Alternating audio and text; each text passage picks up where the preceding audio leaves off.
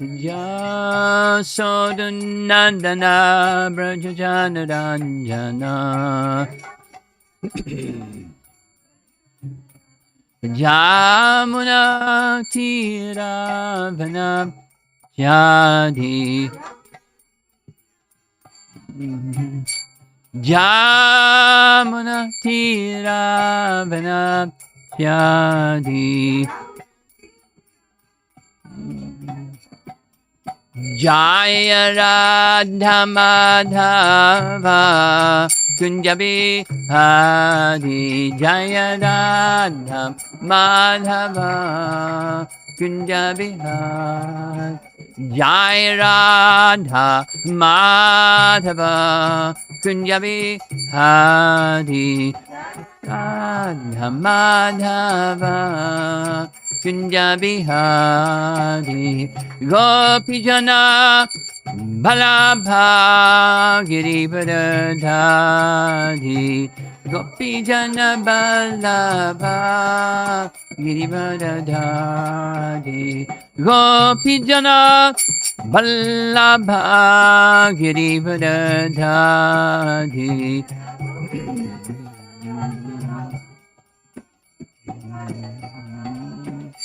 Yasodhanandana Brajajanaranjana Yasodhanandana Brajajanaranjana Jamuna Tiravana Chadi Jamuna Tiravana Chadi Tiravana Chadi Jaya Radha Madhava Kunjabi Hari Madhava Kunjabi Jaya Radha Madhava Kunjabi Hari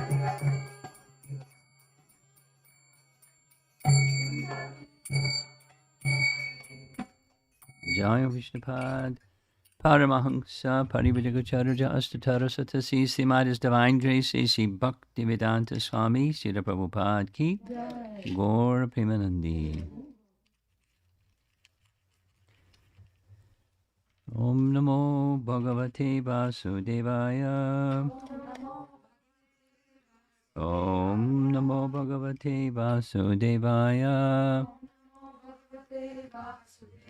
Om Namo Bhagavate Vasudevaya. Continuing, Canto 11, Chapter 5, Verse 34.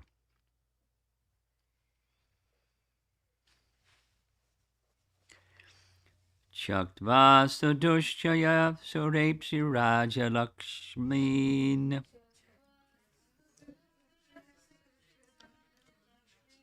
I think I better change the meter again. Chaktva Sudushya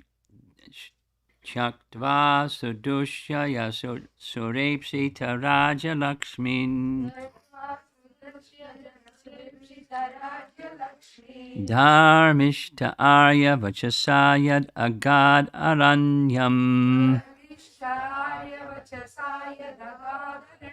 Maya Mrigam Dayatayepshita Anvadavad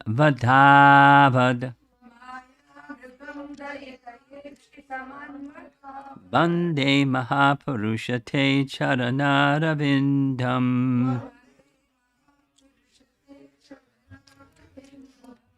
Chaktva Sudushchaya Surepsita Raja Lakshmim. Dharmishta Arya Vachasayad Agad Aranyam. Maya Mrigam Dayatayepsita Anvadavad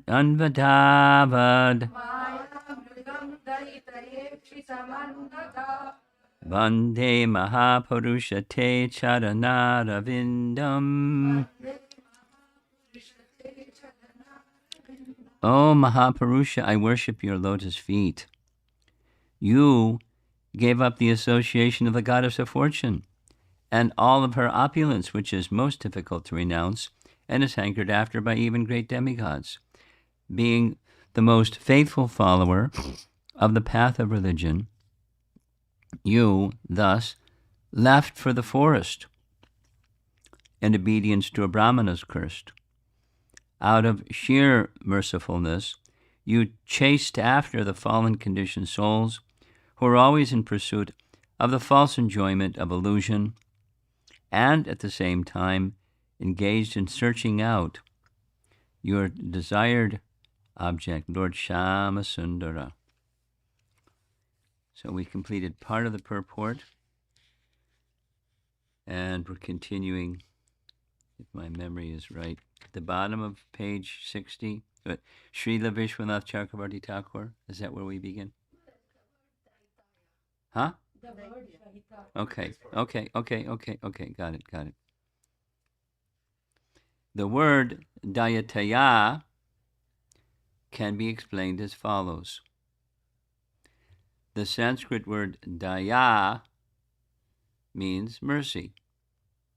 Thus, by grammatical derivation, the word used in this verse, dayataya, indicates that because of being the most merciful, Chaitanya Mahaprabhu was busily engaged in rescuing the fallen conditioned souls who are completely distracted and bewildered by the external illusory energy of the Lord. The quality of being the most merciful is part and parcel of the character of the Mahapurusha, or the Supreme Personality of Godhead. According to Srila Jiva Goswami, this verse also describes the incarnation of Lord Krishna himself in his original blackish form. Thus the words Surepsita Raja Lakshmin indicate Sri Mathura Sampatim, or the opulence of Mathura. Mathura is described in the Vedic literature as the reservoir of all opulence because of the touch of the Lord's lotus feet in that precinct. But Krishna, although taking birth in the opulent city of Mathura, transferred himself to the forest village of Vrindavan. In this case, the word Arya Vachasa indicates the order of Lord Krishna's original parents, Vasudeva and Devaki. In the Srimad Bhagavatam 10.3, 22 and 29, both Vasudeva and Devaki expressed their fear at the threat of Kamsa, who had already killed all of Krishna's elder brothers. The word Arya Vachasa thus indicate that with great love, they requested Krishna to kindly make some arrangement to avoid Kamsa. And Krishna, to obey their order, transferred himself to the forest village of Vrindavan, Yad Agad Aranyam.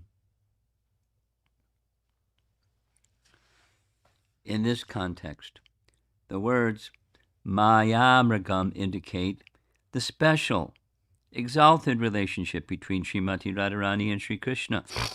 Maya also indicates the internal potency of Krishna, Yoga Maya. The original form of Krishna's internal potency is Srimati Radharani. Due to the inconceivable love of Srimati Radharani, Lord Krishna becomes easily controlled by her. Thus, Mrigam, or animal, in this case indicates Krida Mrigam, or a toy animal. Just as a beautiful young girl may play with so many dolls or stuffed animals, similarly Lord Krishna became just like a doll in the hands of the most beautiful young girl, Srimati Radharani. According to Srila Jiva Goswami, Srimati Radharani performed innumerable types of worship in order to bind Krishna more and more to her, because Srimati Radharani cannot live without Krishna. Thus, due to Srimati Radharani's aradhanam, or worship, Krishna can never leave Vrindavan. He runs here and there in Vrindavan, protecting the cows, playing with his friends, and engaging in countless intrigues of love with Srimati Radharani and the gopis. Thus the word unvadavat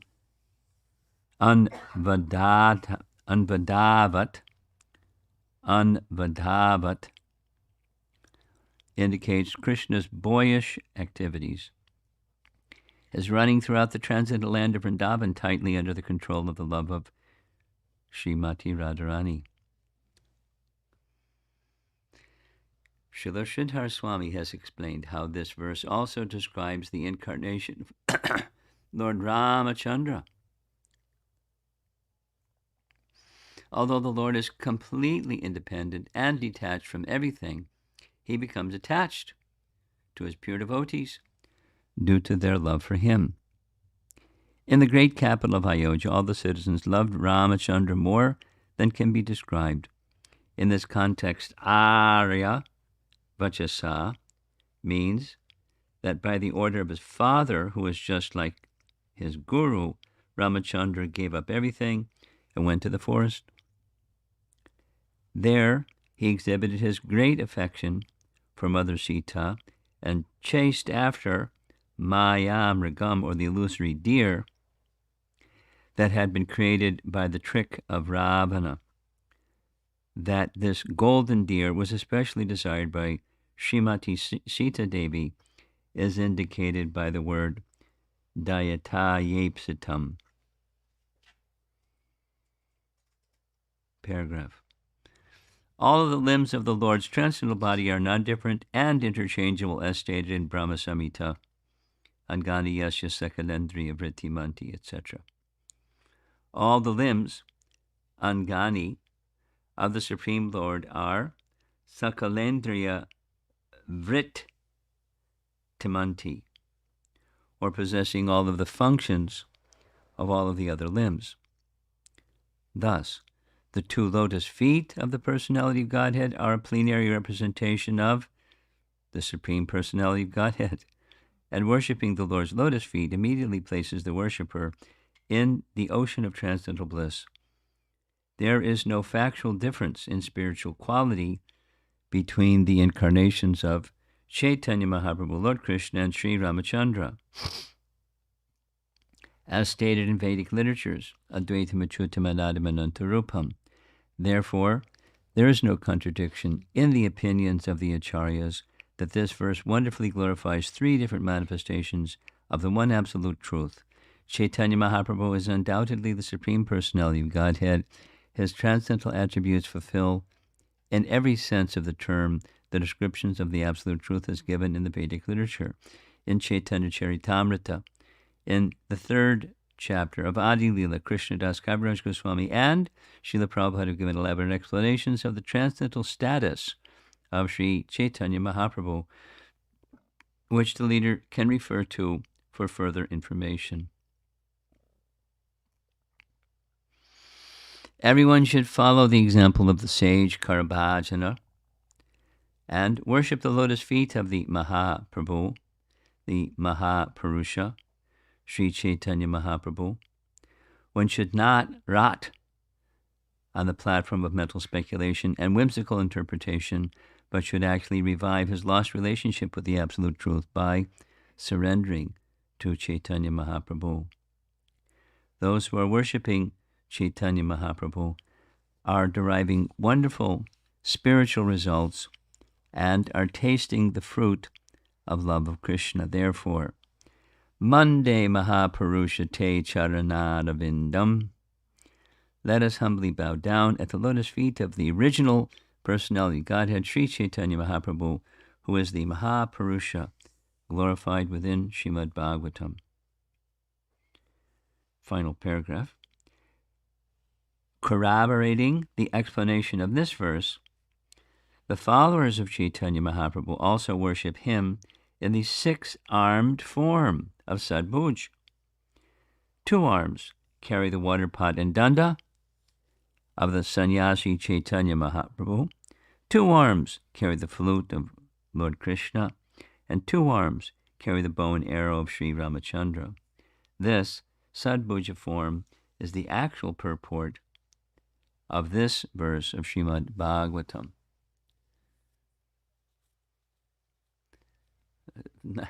Very nice explanation following our great acharyas, specifically Sanatan Goswami and Jiva Goswami, and of course he's not one of the 6 Goswamis, but Shankar, what's his? Yeah, Sridhar Swami. The reason for selecting this verse, just a refresh, it has to do with the topic of this visit, the 6 Goswamis, and the Sad Goswami Astaka by Srinivasacharya and Srila Prabhupada singing of the Sad Goswami Astaka in such a way that intermittent within the Sad Goswami Astaka, he sings this verse in its entirety, complementing the Bhagavatam's explanation of the 6 Goswamis worshipping Lord Chaitanya with Karabhajana Muni honoring Chaitanya Mahaprabhu. At least that's the manner in which Prabhupada sang. And there's 2 parts of the Sad Goswami Astaka that connect. The merciful nature of Chaitanya Mahaprabhu, that he traveled here and there to give transcendental teachings to everyone. And as it says here in this verse, Mayamragam dayata yepsitam andavadvad. So he chasing after, in pursuit of the living entities. You chased after the fallen conditioned souls who are always in pursuit of false enjoyment. So Chaitanya Mahaprabhu gave his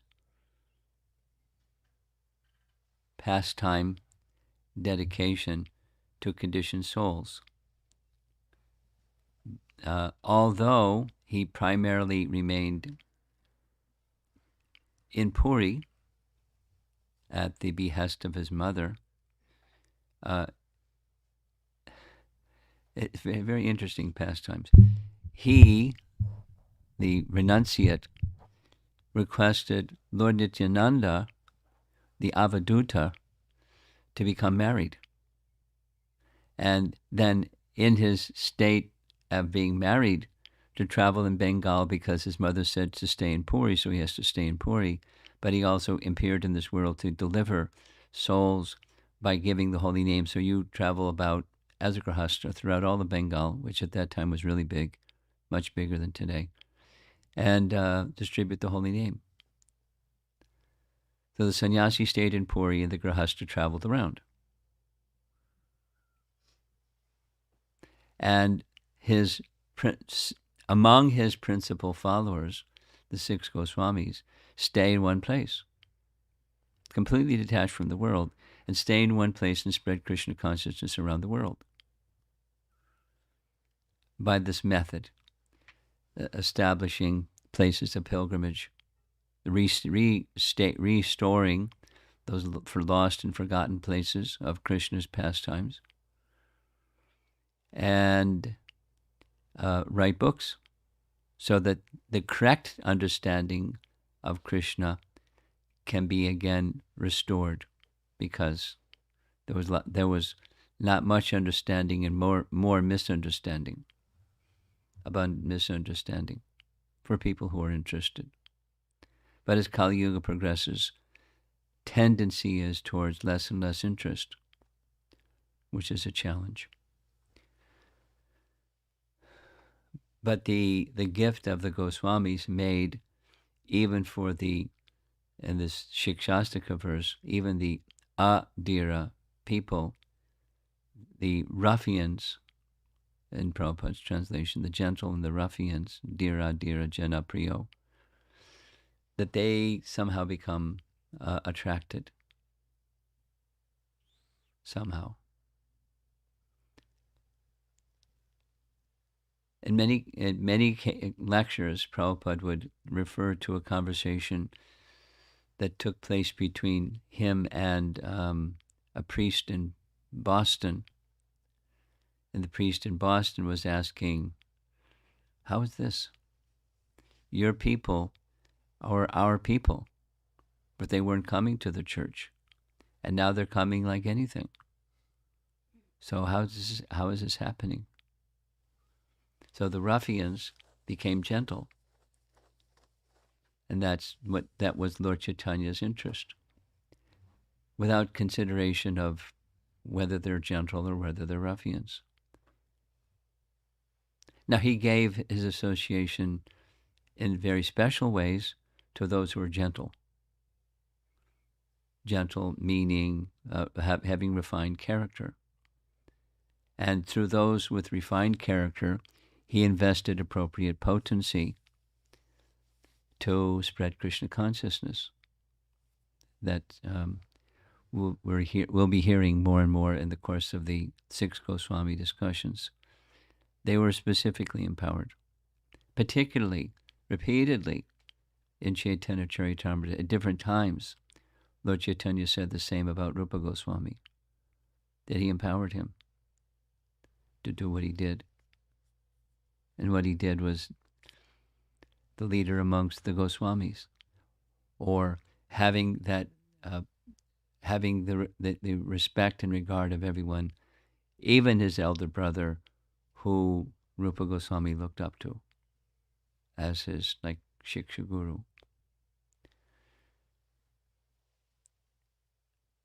In the transcendental relation, we're Rupanugas, followers of Rupa Goswami, because of his being so qualified, to being so Dira, that Lord Chaitanya just piled up, invested so much potency in him, so that he could, as you know, chase after the fallen conditioned souls by staying in Vrindavan and doing what he did. Because to this day, particularly by the grace of Chaitanya Mahaprabhu's followers, all over the world, people are chasing after the conditioned souls who are in pursuit of false enjoyment of illusion. And somehow becoming attracted to reality instead of illusion. And having some clarity as to the difference between reality and illusion, which is one of the main principles or gifts of the Srimad Bhagavatam. It's right in the very first verse, reality distinguished from illusion. And it's not easy for someone who's covered to distinguish the distinction between reality and illusion. It's not easy. In fact, generally it's taken the opposite. Reality is illusion, illusion is reality. And then stick out their tongue and say, so there. I mean, that's a tendency.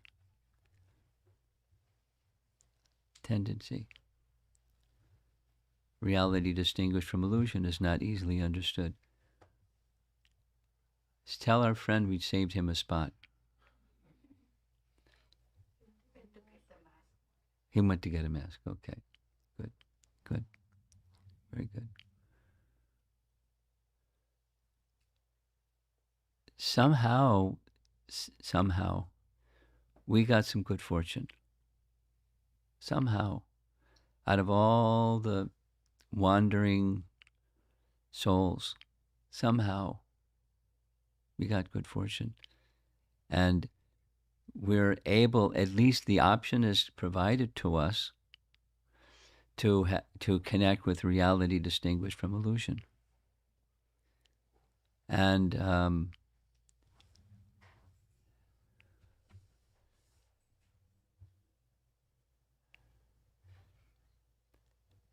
did I provide the link of Radhika Raman explaining the Prabhupada singing of this? Okay, I should do that. Yes, no? No. You send me a note to remind me, and I'll send it out. It's his explanation is wonderful. That's how I came to know of this particular verse, because I had also heard that rendering hundreds of times.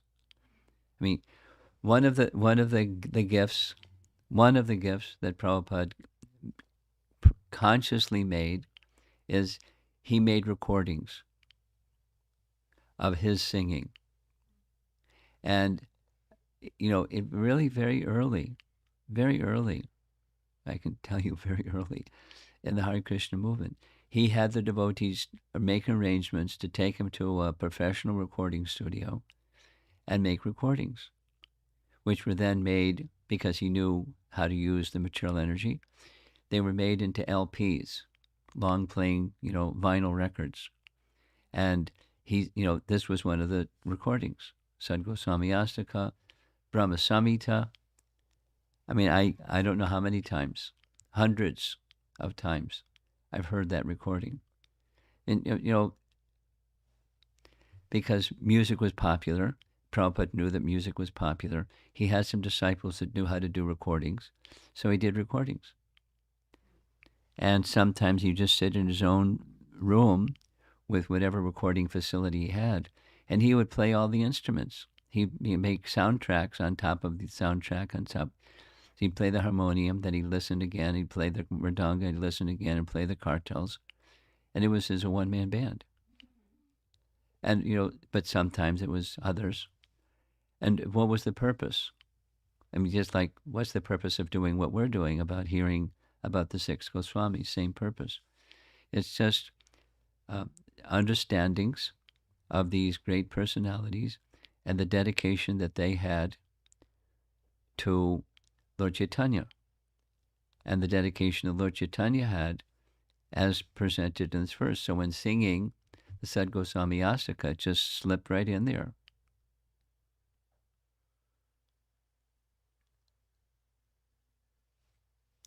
The Srinivasacharya in his Sad Goswami Astaka is describing how the six Goswamis were assisting Chaitanya Mahaprabhu in this way. And then he goes right to Chaitanya Mahaprabhu, what he was doing.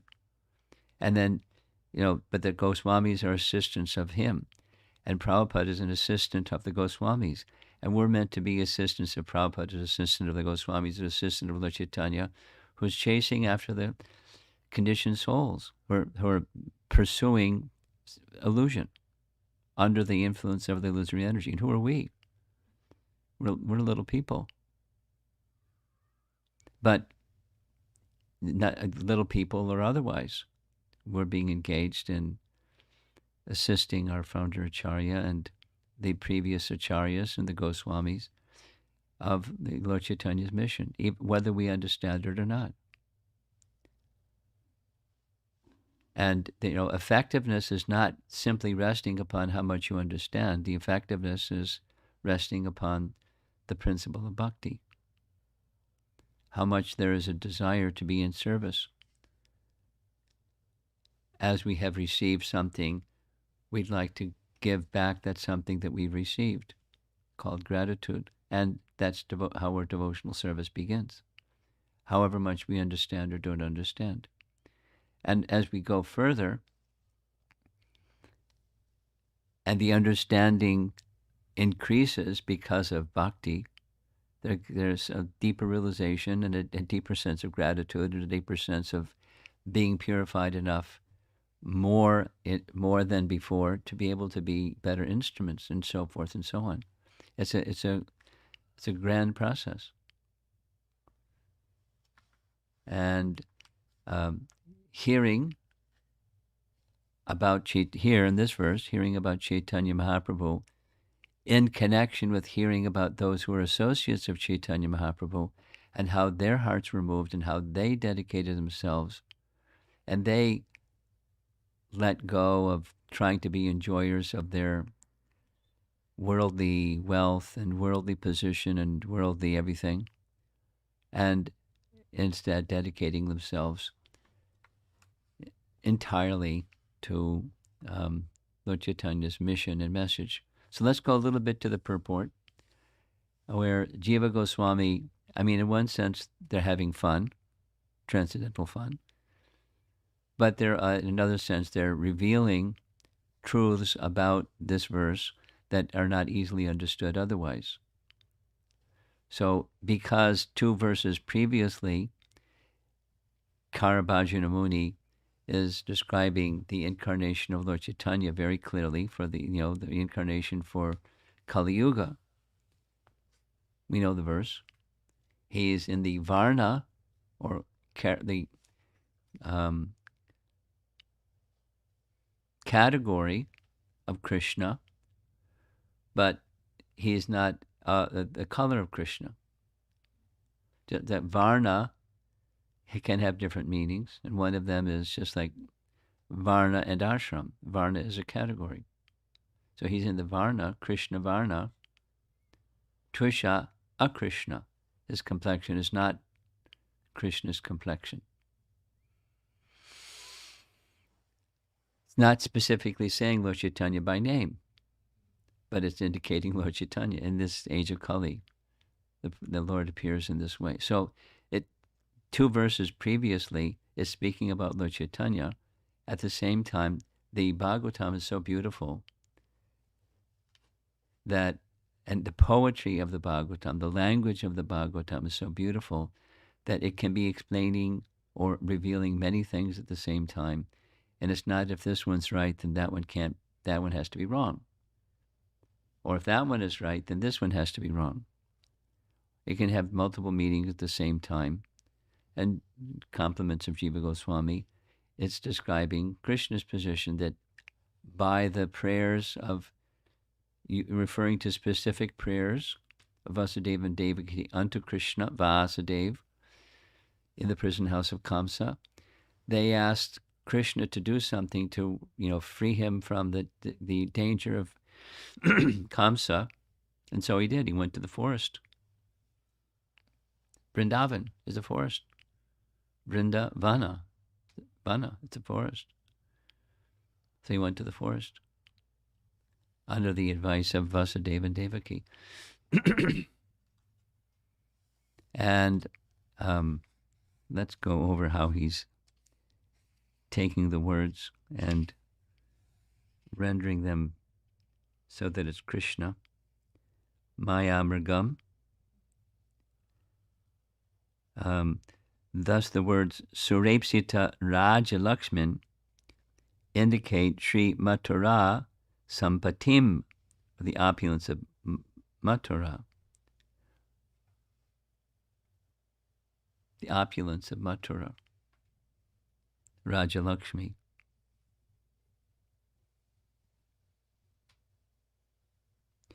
Mathura is described in Vedic literature as the reservoir of all opulence because of the touch of the Lord's lotus feet in that precinct.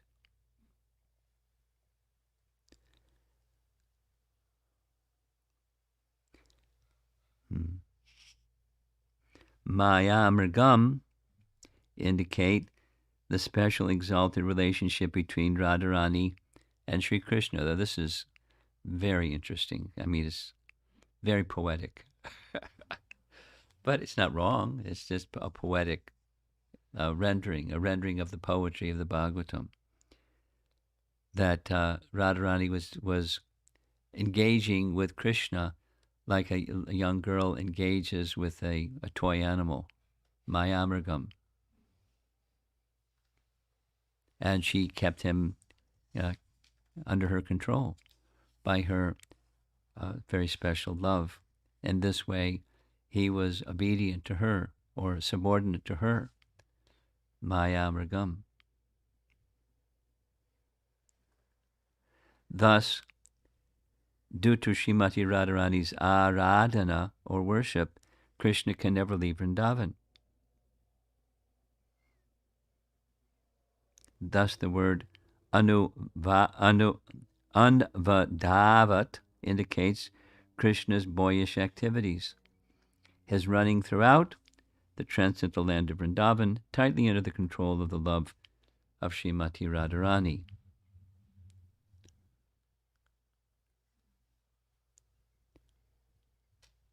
There's a nice verse, amongst many nice verses in the Bhagavatam, Canto 3, Chapter 9, and I forget the verse number, where it's described in relation to the personality of Godhead that according to the love and worship that one has towards Him, He shows that form. He reveals that form according to the worship and love that one has, the regard that one has for Him. So these Goswamis, they have such love for Krishna. So even in a verse that's glorifying Lord Chaitanya, it's glorifying Krishna. And that's just fine, because Krishna and Lord Chaitanya are the same. But one can read it this way, and that's how he's reading it, Jiva Goswami. It's not just, clever jugglery of Sanskrit terminology. Krishna is revealing things to him, revealing himself to him, according to his love for him. Then Sridhar Swami has taken the same verse and said that one of the ways of appreciating this verse is it's Ramachandra. And some of the details. Maya Mrigam, that Maricha in the form of the golden deer, a false animal.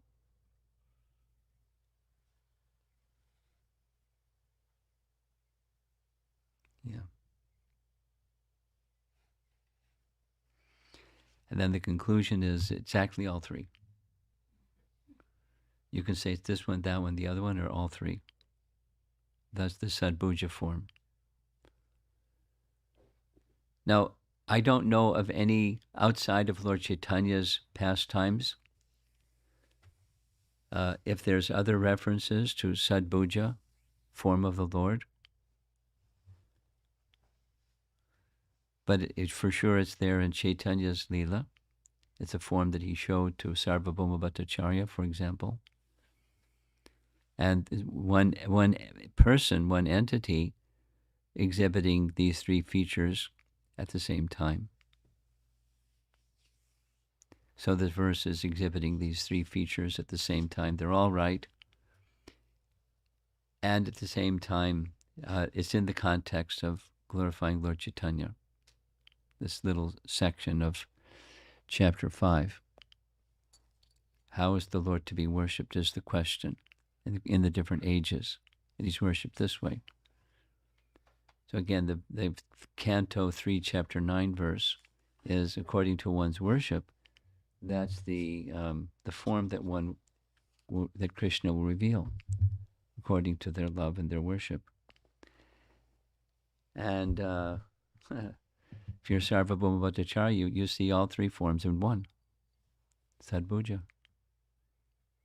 And if you're Jiva Goswami, you can see what he can see. This is about Lord Chaitanya, about Krishna. It's not to say it's not about Lord Chaitanya, but it's also about Krishna.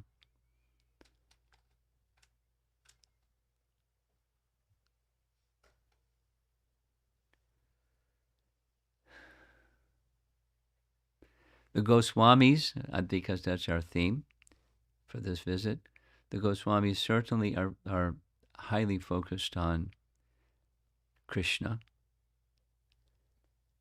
Their writings are, just as we discussed yesterday evening, Sanatana Goswami, a special lover of Krishna.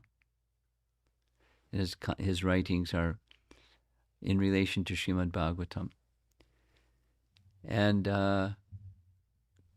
Srimad Bhagavatam is known specifically as a revealer of Krishna's pastimes. Now, because it's Bhagavat Purana, the other forms of Bhagavan are there, but Krishna is the original form from which all other forms expand or are his expansions. And the highlight goes to Krishna. 10th canto, so many chapters dealing with details and details, unlike any other form of the Lord. Thus, the spotlight is on Krishna in Srimad Bhagavatam. And within Krishna is everything. So the other forms of the Lord are also described. And it's not that the six Goswamis were oblivious to the other forms of the Lord, while they're having special appreciation for Krishna.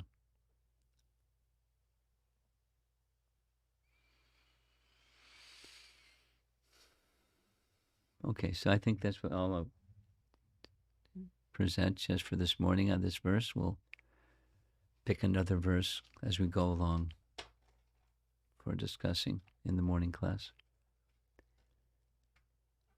I haven't identified a verse yet for Monday.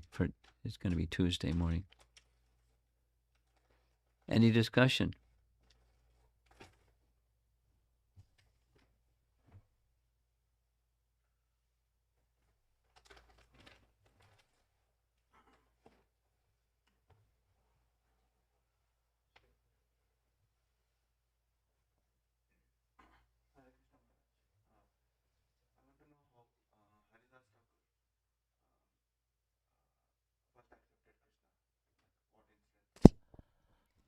What was the incident? Yeah, Haridas Thakur accepted Krishna.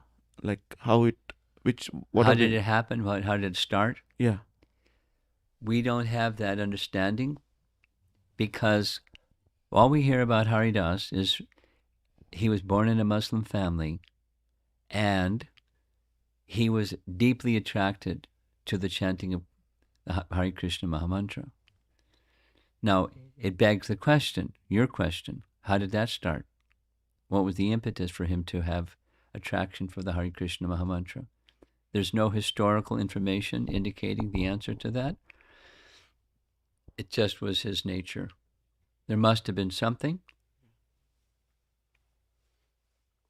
At least from a previous life, and we know from Navadvip Dham Mahatmya, in his previous life he was Brahma. But in this life we don't know. I mean, he's just attracted to the Hare Krishna mantra. Okay? Yeah. Thank you, Maharaj.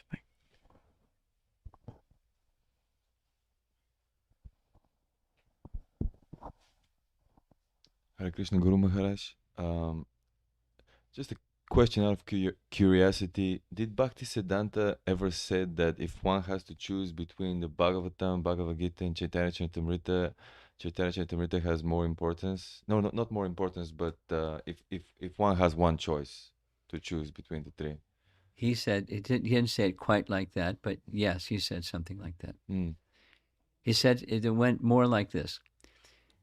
If in this world all the books of the world were destroyed, it would be okay, provided one has Srimad Bhagavatam and Chaitanya Charitamrita. And then he went on to say, and even if Srimad Bhagavatam was unavailable, the essence of Srimad Bhagavatam is within Chaitanya Charitamrita. So if one has Chaitanya Charitamrita, one has everything. I mean, those aren't his exact words, but it's like that. Thank you.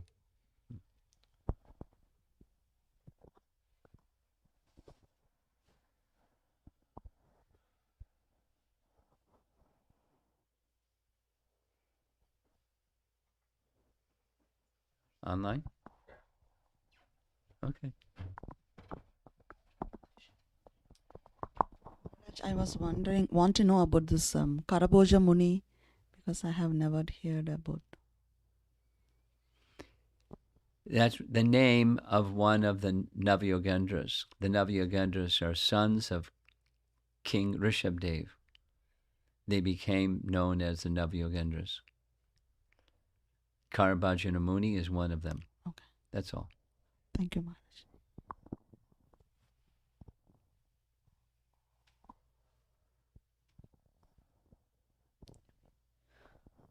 Maharaj, this question is by Prakash Narayan Govindan, Prabhu.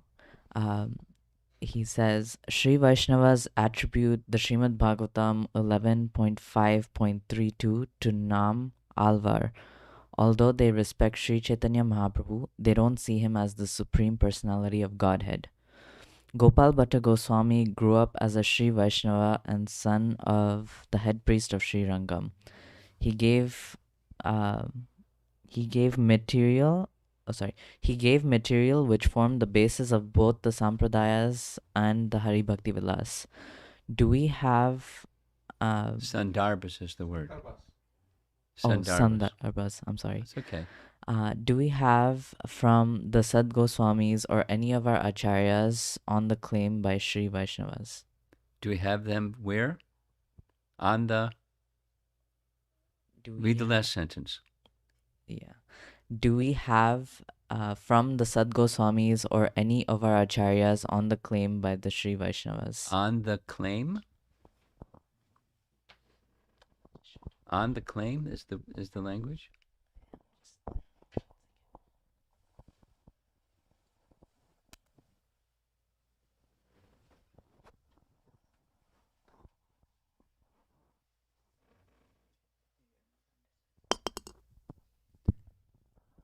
On the claim. Do we have from the Sad Goswamis or any of our acharyas on the claim? I don't know what that on the claim means. On the claim by Sri Vaishnavas. I don't know what on the claim means. Do you know what it means?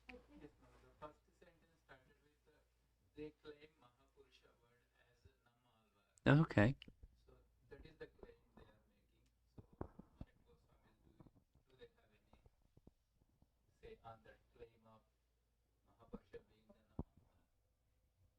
Okay. Well, not really. Okay, now I understand the question. Thank you for the clarification.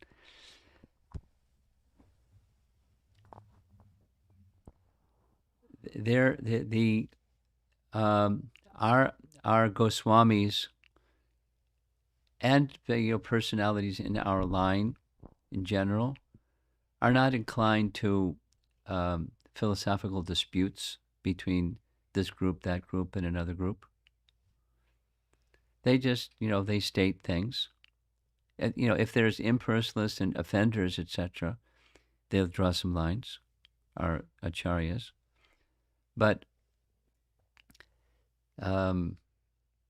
there's nothing said about such a claim of the Sri Vaishnavas that I'm aware of, that this Mahapurusha is the Alvars, and that's their claim. I mean, I don't know if that's a fact either. I mean, it probably is because he's saying, but I don't know if they say that. But is there some comment by the Goswamis about this verse is about the Alvars? They don't make those kind of comments. Next. The next question is by Sneha Valli Mataji. Hare Krishna Guru Maharaj. It is interesting to see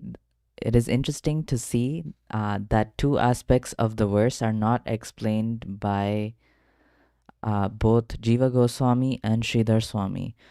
These are the Brahmana's curse and searching your own desired object, Lord Shamasundara, in their explanation.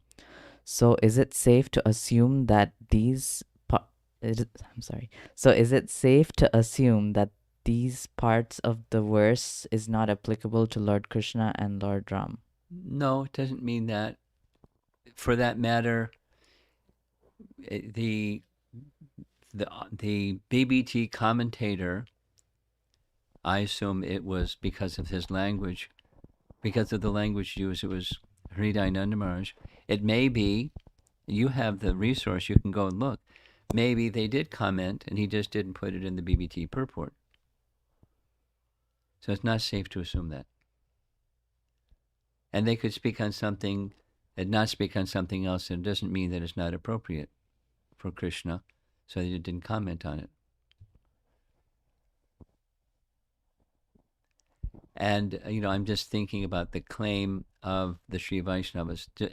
Have Sri Vaishnavas, I'm unaware, instead, other than Veera Raghava Acharya, of Sri Vaishnavas commenting on Srimad Bhagavatam.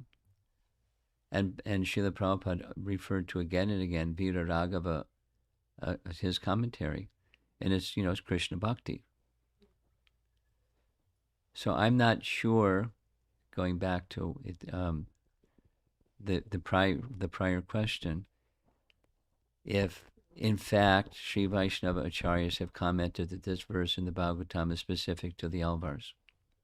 I'm surprised to hear that. I'm surprised to hear that they're commenting on Srimad Bhagavatam and connecting the Bhagavatam to the Alvars. I'm surprised to hear that.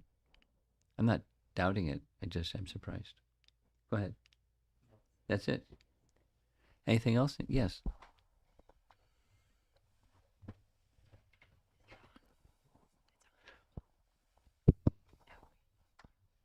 Hare Krishna Maharaj.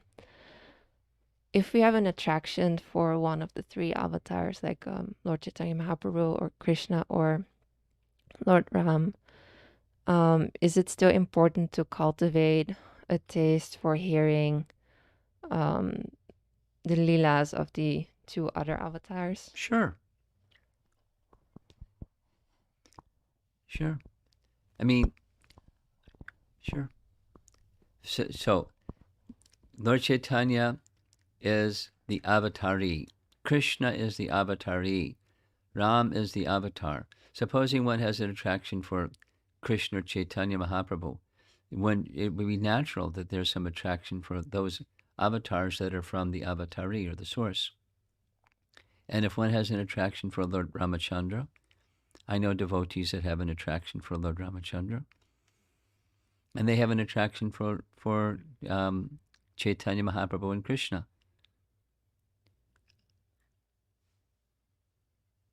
And they have a very clear understanding that Krishna is the source of everything, and but they have an attraction, and they have an attraction for Lord Ramachandra. Or here's another nice example, a well-known example, a reasonably well-known example, is Sridhar Swami, the commentator on the Bhagavatam that Lord Chaitanya looked up to and accepted. His worshipable deity was Lord Nrsingadev. He certainly knew Krishna's position, and his attraction was for Lord Nrsingadev as his worshipable deity. So those are some examples. It is natural that there's an interest to hear. Supposing one is not even a Gaudiya Vaishnav, as Sridhar Swami was not a Gaudiya Vaishnav, but somebody else that's over there, somewhere over there, or somewhere over there. Like let's say Venkatabhatta. He knew and was interested in hearing about the various avatar forms of the Lord, although his worshipable deity was Narayana. Since their view is Narayana is the source of all avatars, then interested in the avatars. And the Sri Vaishnavas that accept Narayana as the original personality of Godhead, they also worship forms of the avatars. So, any way you look at it, from this side or that side or the other side, there would be a natural interest, a preference or a particular liking and attraction for one form or another, in the deity form, in the pastime form, and the commentaries and expanded explanations about those particular avatars. But it doesn't preclude some interest and attraction in hearing about the other forms of the Lord. If there is something like that, then you probably could be identified as sectarian. I just forwarded to somebody a little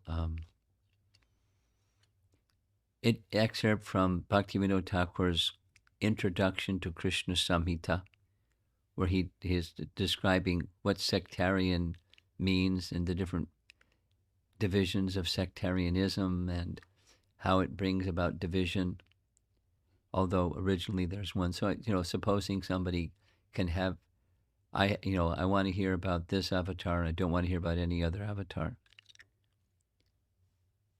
I suppose it's possible they can just be on such a spontaneous platform that that's all they want to hear. But otherwise, it's more likely some kind of sectarian thing, if that existed.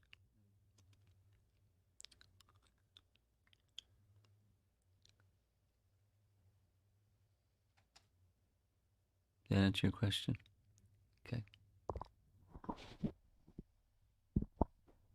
Anything else? Yes. Hare Krishna Guru Maharaj. So my question is again a follow-up of the same question that Mataji just asked. Okay. So Sri Vaishnavas, do they say Lord Narayana? Speak directly into the microphone, thanks. Do they have Lord Narayana as avatari and other forms as avatar of Lord Narayana? That's their view. He's the source. Everything is from the source. And they have their views supported by scripture. That's their view.